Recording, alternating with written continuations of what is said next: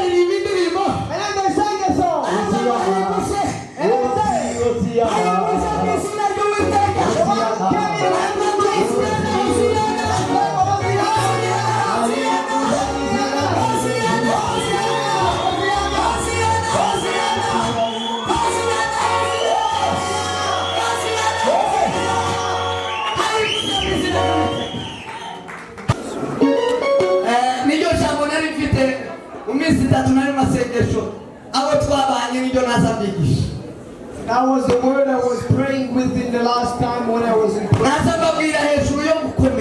was telling about being great. And we were amazed on how great God is. And we say that with God, and then we are not great and powerful. Because everybody that has God needs to be powerful. Because God is powerful. You need to get honor because God is of honor. Everybody that carries God is great. Everybody that has God has honor. If you don't have it, that's not God you carry. You got something wrong.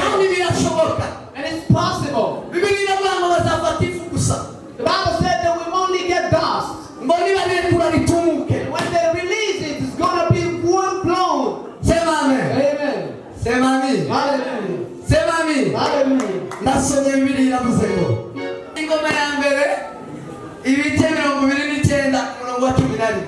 First Chronicles 29.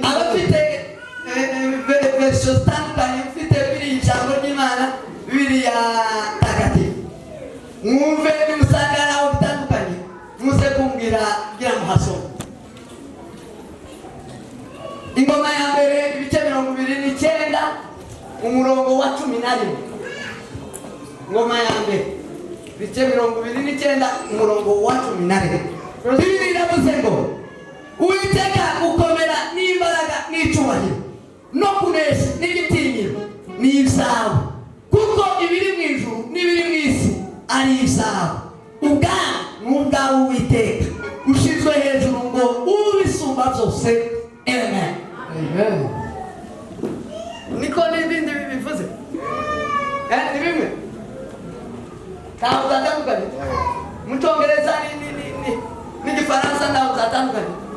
In English, thine, O Lord, is greatness, and the power, and the glory, and the victory, and the majesty. For all that is in the heaven and earth is thine. And thine is the kingdom, O Lord, and thou art exalted as head above all. Amen. Majesty. Nyiricyubahiro Umwana babikoresha ku mwana agandi kare muri iki ngiki nyiricyubahiro arahandi mabonye bitandukanye aho ni sa iyi niyo dukore. This is the one we serve. Iyi niyo mana dukore. He is the God we serve. Imana ifite gukomera. The God who has power, greatness, ikagira imbaraga, power, ikagira icyubahiro, He has glory, ikagira kunesha, He has victory, ikagira igitinyiro. and He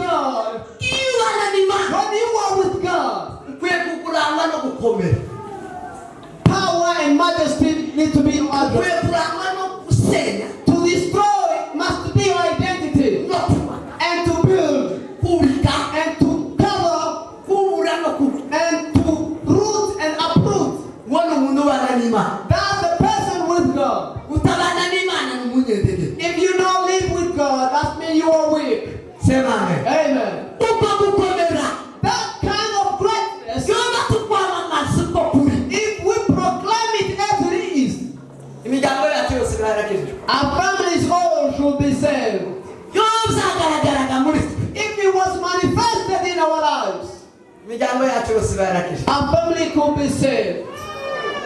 Amen. We're going to sing. This song as I'll be concluding. Sing this song about 5 minutes. About 5 minutes. Listen how the instruction how we're going to sing. We'll sing the greatness of God. Continuous non-singing. If we get to a place to tell people about the greatness of God, and we will tell our offspring. Do you see anybody who are you related with? Any offspring? Look in their eyes before we start singing.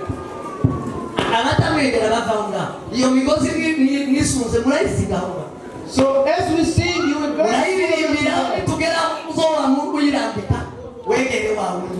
so you will sing if we get there, then you sing it.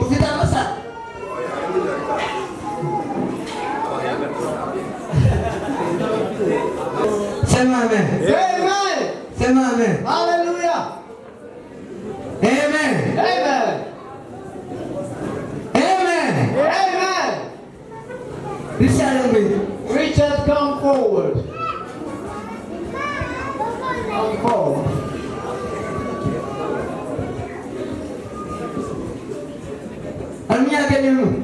There any Kenyans among us here? A Kenyan? Yes. Put them up. Come forward, brother.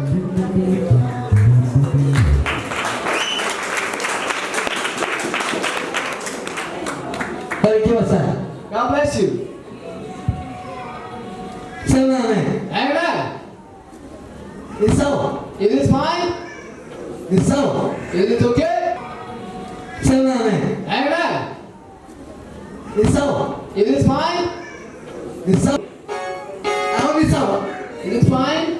It's so. Are we okay with that? And then you.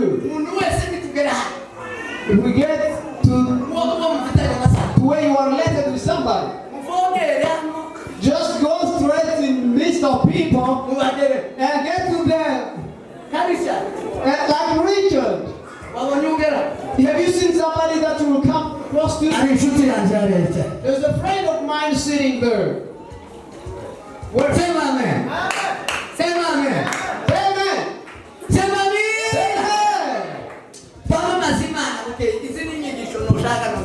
You proclaim God.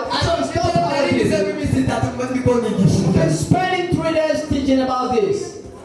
Say amen. Amen. Sit down.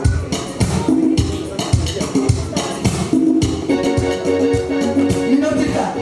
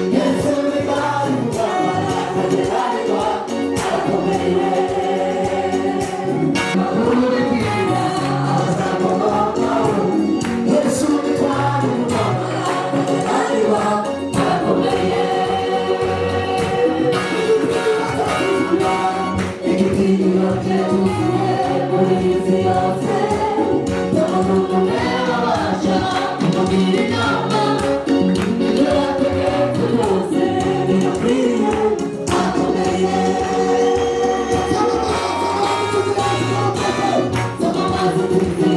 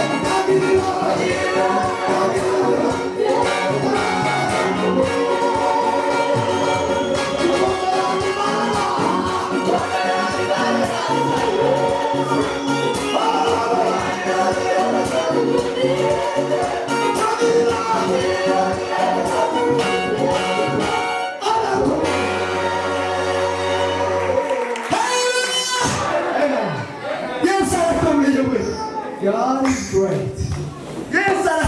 Jesus is great. Jesus is great.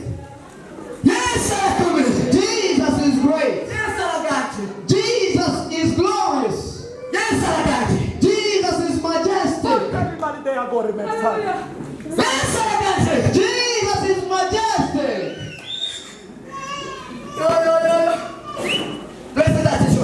Lift your hands together.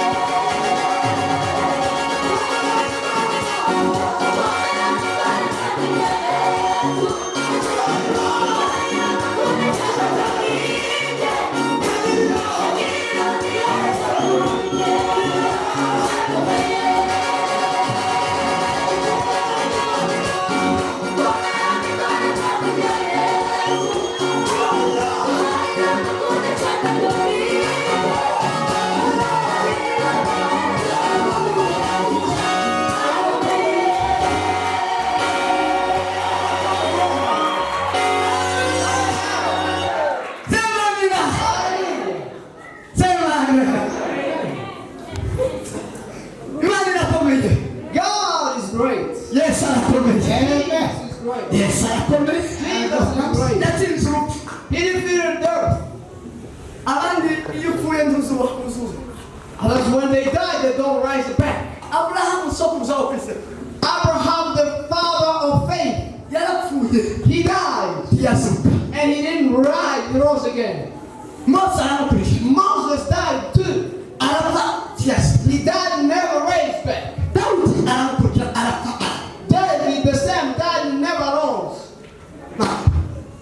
Yes. But Jesus, Yes. Jesus Arapfa. came and he died. Arapfa. And then he rose.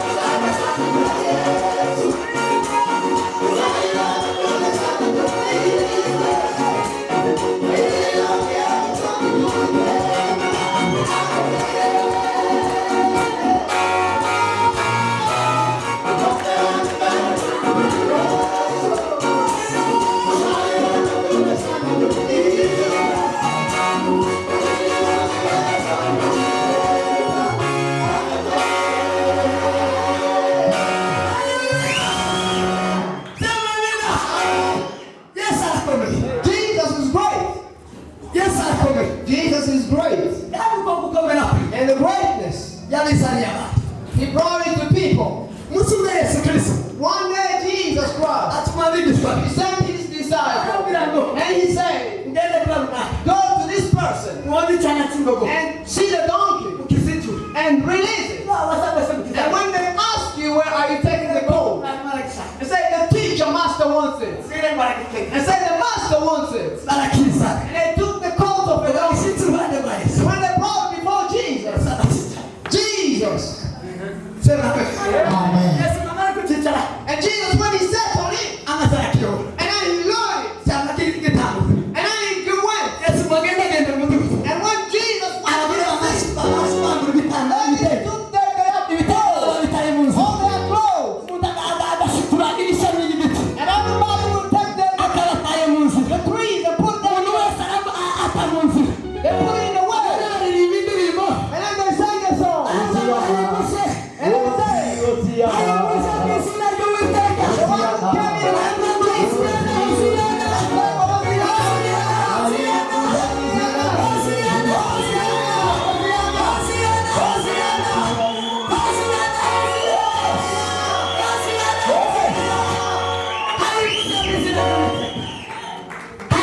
they say, blessed is the one who came in the name of Jesus, of God. Blessed is the name who come in the name of Jehovah. That day Jesus was not stepping down. The only thing that was stepping down was the donkey. The donkey. They were saluting for the donkey. They were leaving the way for the donkey. They were taking their clothes off to the donkey. And then they said, donkey.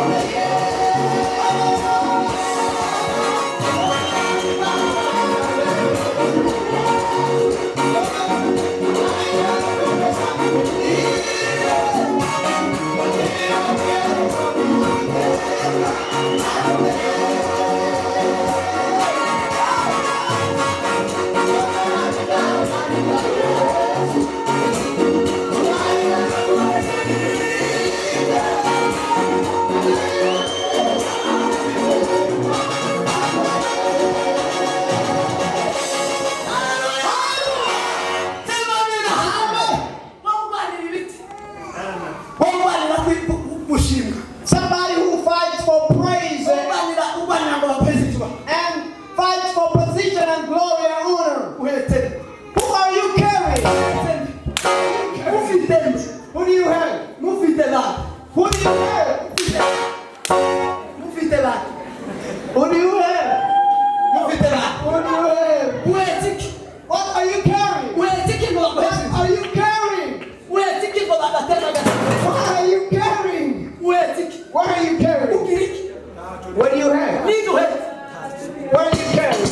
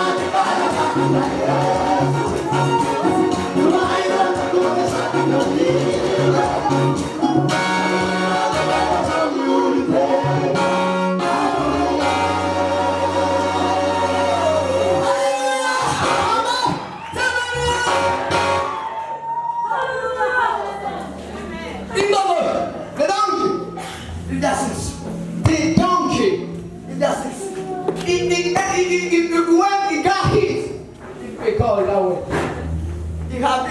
It was honored.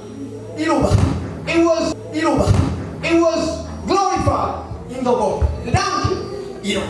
It was honored. Why? Yes, yes. Was carrying Jesus. Yes, yes. Was carrying Jesus. Yes, yes. Was carrying Jesus. Yes, yes. Was carrying Christ Jesus. Sema amen. Amen. Sema amen. Hallelujah. Sema amen. Hallelujah. Amen. Tiwokome dafite Kristo. Can be great without Jesus. Nongeye kukubwira ngo ntusokore. And I tell you, you will never be great. Udafite Kristo Don't nawe. carry Jesus. Ukomera kwa.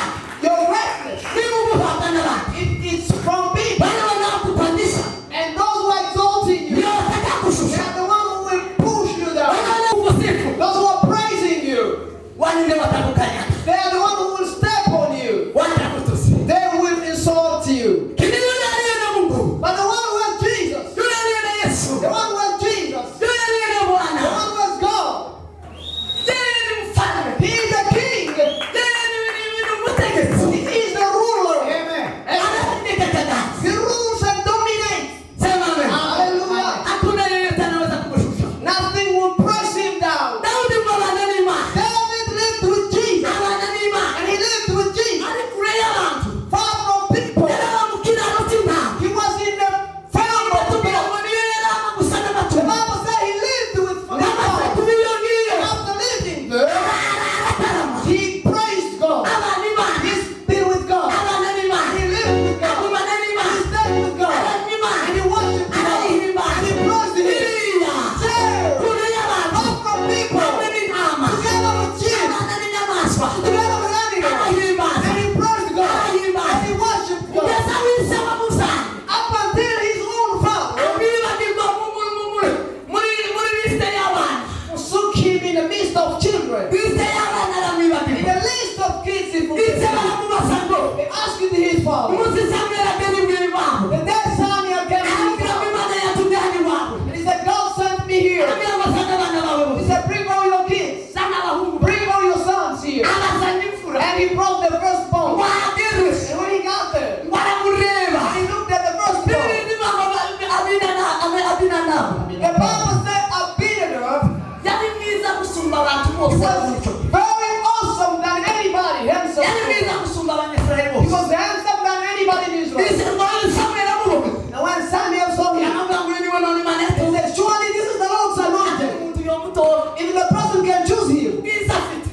the glory that he has, Uburyo ahimbitse. how he is shaped, Uburyo avanze. how he is met together, Ntazi. his shape, Imisaya. his face, Uburyo ameze umuhungu. and the way he looks. Akwiye kuba umwami wa He Isirayeli. needs to be a king of Israel. Afata iri cupa rye. And he took his horn, Ihembe ndimo ngiye kumena amavuta. and when he took his horn about to pour his Nagoye oil, kugira ngo utamubona mugari. and the Lord said, stop, I've refused him. Ubona mugari. I've refused him. Nta gikundiro afite. He doesn't have Imbere fervor. yanjye ntacyo ari cyo. He has nothing Ubwo before me. mwiza wabona ntabwo uri The bwo. glory you see is nothing. Sinagenda I nk'abantu don't usome. look like man. No. Sinagenda nk'abantu I usome. don't look like man. Ubona mugari. I refused him. Samweli kubera kumvira Imana. Somehow because of you, Abafashe kandi asubije. and he took the horn back. Ihembe ryiwe inyuma. Took the horn back. Abwiye Yesayi. And then he told, Aramubwiye ngo Yesa. and he told us, Jesse, Zana uwundi. bring another one. Azanye murumuna He we. brought his Iravuga ngo. The Bible said, Ageza abahungu barindwi. up until 7 boys.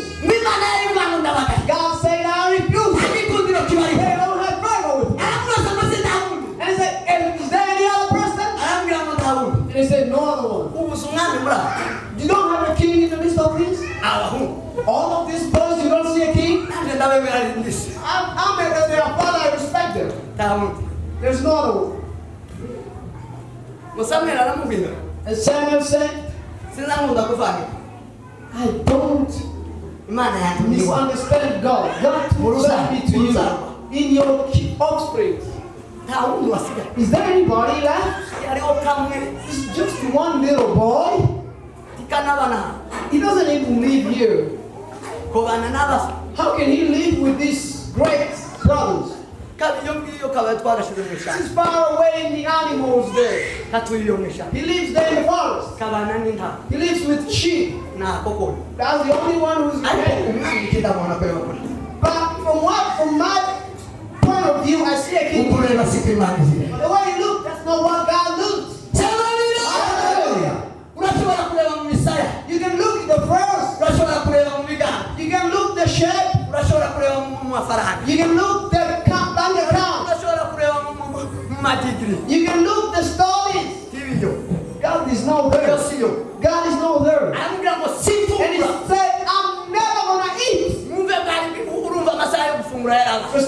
eat. Yakamubwira ngo sifungura. I'm not going to eat Sindya naragize umurimo w'Imana.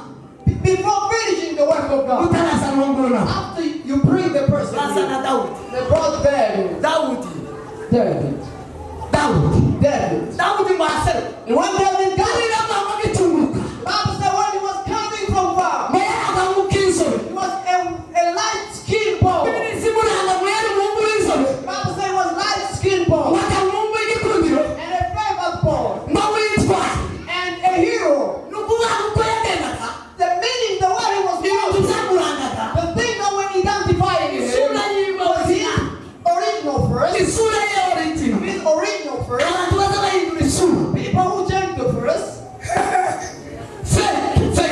fake. Isura ye original. His original first. Ikintu cya mbere babonye bibiliya ivuga. First thing that the Bible says, Babonye isura ye itarahindutse na gatoya. they saw that his first name Yigeze ahindura isura yiwe. and his first. Ahubwo yayegereje Imana. But he went closer to Imuriza God kuba inzobe. and he became no lighter. Yigeze ahindura na He gatoya. never changed anything. Icya kabiri. The second, Ntabwo yigeze yigira ukundi. Yaba nk'umugore yari ahari. he was the way he was. Umuntu wari mu kiraro. Somebody in the farm. Bibiliya iravuga ngo The Bible says, batambuka. when he was moving, Batambukana igikundi. he was moving with favor. Umuntu ufite Imana. A person with God, Uzi ukundika gusa. he is favored Uzi everywhere. wanga bagukundira iki? Why do you tell people to love you? Bagukundira iki? To love you for what? Urabakunda. Are you a person to be Udafite Kristo. without Jesus Christ? Udafite Imana. Without God? Ukundwe na. To be loved by Ninde who? wamukunda? Who can love you? The Bibiliya iravuga ngo Bible says, atungutse ku muryango. when he was coming from the grave, hallelujah, amen. Icyo Samweli yazamumenyeraho. The only thing that he identified Yamuhaye him umugabo w'inzobe. is that a light bright skin, Wakoze igikundiro. filled with favor. Haleluya. Hallelujah. Skinny. Aravuga ngo umuntu araza. And said, there is coming. Wamushika uruhande. And when he came closer, Uwiteka aramubwira ngo God told him, umeze nk'uko ashaka. this is the one I want. Umeze nk'uko This is the ashaka. one I want. Muwo akunda. The man after my heart. Washimye. One I pray. Abandi bose n'abaganya. Everyone I ask, Abafite Imana bose. all people without God, Barakawe imbere they are y'Imana. refused before God. Kandi niyo wabwira ibiki. Even if you can have whatever, Wisiga iki. even if you can put whatever on you, even if you can put any kind of clothes, Abambari bayamuyakira. whether you shape your clothes, Kandi isuzobira. you will never be glorified. Ayamuyakire As mwa. long as you count it here, Kandi you isuzobira. will never find it beautiful. Uyatemure agarukira. As you cut them here, Kandi uzobira. there will never be a beautiful. Shyira amaherena ku gutwi. Put earrings here, Uyashyira no ku maso. put them on the nose, Uyashyira no ku and menyo you no ku put rurimi. them on the teeth, on No tongue, mu mucondo. and on the. Kandi isuzobira. You will never be beautiful. Kandi uzobona. You will never find beauty. Soko zagucurabishije. Whether you Soko comb your zure uzamuye. whether you comb your hair, Aho ndabizi you uzobona. never see beauty. Bamusingize bate. Whether they praise you, or Bamwezi whether they give you weapons of beauty, Bamuwezi gitube pasiteri. whether they give you Ube pastors muvugabutumwa. and around Ube kominiteri. a conductor. Niba nta Yesu If ufite. you don't have Jesus, Yesu ni ubusa y'amazina. it is nothing. Ari umuzo mukundira icyo. Nothing will love you for that. Babareke rufante. Whether you put a top, Wirata amafaranga uyipange. praise because of money, Ushaka uzosonesha yuzuye amafaranga. and then you sow a cause of love money. Akazabashira igihumbi kimwe. 1,000 here, Kazabipima akaratobira. and another 1,000 here, Magana atanu akaba. 500 here, Magana abiri akasha. 200 here, Ibiceri bakazabisiga. and 20 here. Azabigenda bibiri. Akuja kukutu. Ngaturiya And kandi. you will be putting like a sink, Azatumira kutu hano. and the middle of those bullets. Komera imbaraga ni za Yesu. Twaiona kule sana tonite, tangiriro liyerezo ni ubitegeka, arakomeye. Dawudi mahage. When David got there, Imana yamwe amasame. God told him, Samuel, Tora. get the horn, Tora ihemera. get the horn, Mumere. pour the oil. Ngo wemanisha. This is the one the Lord wants. Yarabana. He's been with me. Agenda nima. He walked with me. Yuzuyima. He was filled with God. Sema. Hallelujah. Sema. Hallelujah. Harungaba bakumene. Is there any power that defeated No you? kuri wenyine. It's because you're alone. Bana nima nani obitinze. God is gutota Be with God is your faith. sigituma udakunzwe You know the reason why you're not loved? ituma udafite igikundi You know the reason you're not loved? nuko nta mana Because you don't have God. ariko abafite imana But people with God, bagira icyubahiro they have with the bagira walk with igitinyiro God. They walk with bagira grace. gukomera They walk with power. bamamaza iyo mana Proclaim the Lord. babakomokaho bose And